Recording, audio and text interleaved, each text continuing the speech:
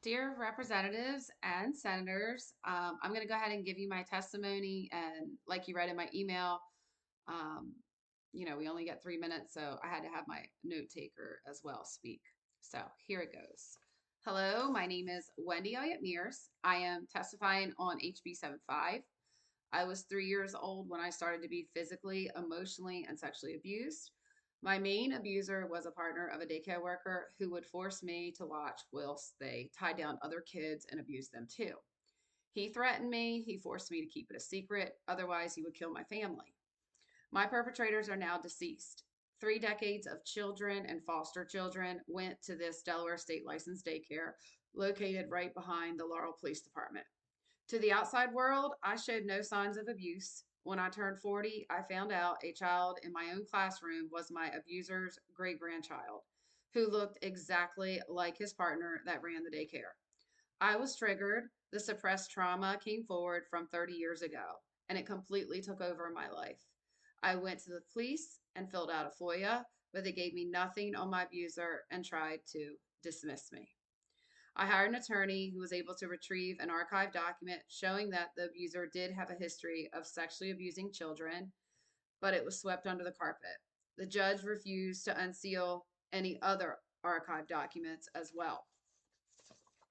In these trials, my children have been targeted after I was asked to go live for an anti trafficking nonprofit for what I wanted accomplished today in public policy. Both my husband and I have had death threats. Newspaper superiors censored our stories.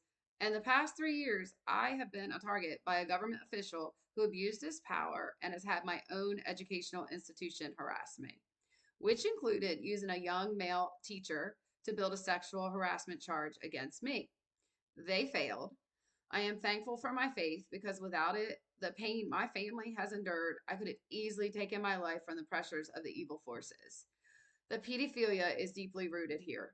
We are a small state and pedophilia state that can be easily controlled and hidden, like Dr. Earl Bradley being a weed that spread fast and choked out many, which influenced a state full of generational bred curses of perpetrators and victims.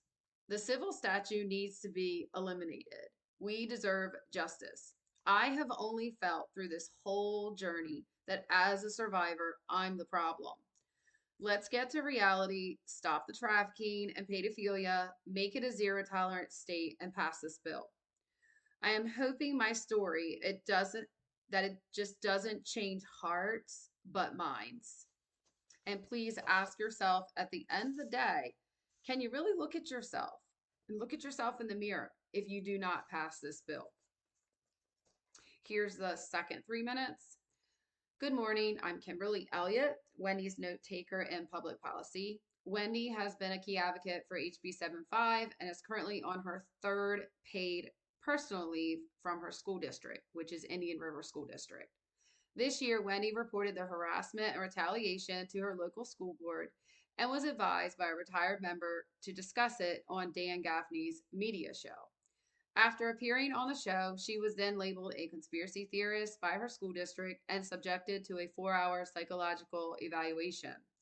She brought her Bible to the evaluation and completed successfully. Wendy returned to work and later attended a public comment session in November to address being labeled a conspiracy theorist. Her assistant principal on the same night reported her to crisis services, alleging statements she did not make to prevent her from speaking out. Consequently, 3 police officers visited Wendy's neighbor house to inquire about her mental health. Wendy successfully attended the public comment session and was subsequently cleared by the police. Wendy sought external contacts and, after praying, left Delaware. The day these contacts were informed coincided with the same day of her ongoing paid personal leave back in February.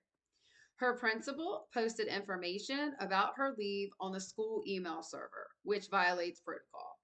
Consequently, there is a misconception that she has been dismissed and is experiencing personal issues. Basically, she's fired and crazy. Recently, her district has informed her that the elementary STEM program she introduced was the only sole STEM program cut due to a failed referendum. This is how survivors like Wendy are treated. When will our system support them instead of re traumatizing and treating them as criminals?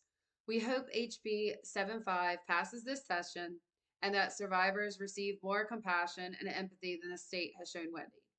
Her faith and spiritual intercessors have truly been her only support.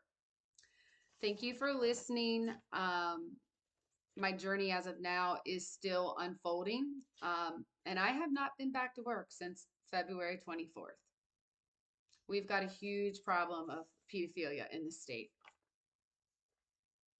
Thank you. God bless.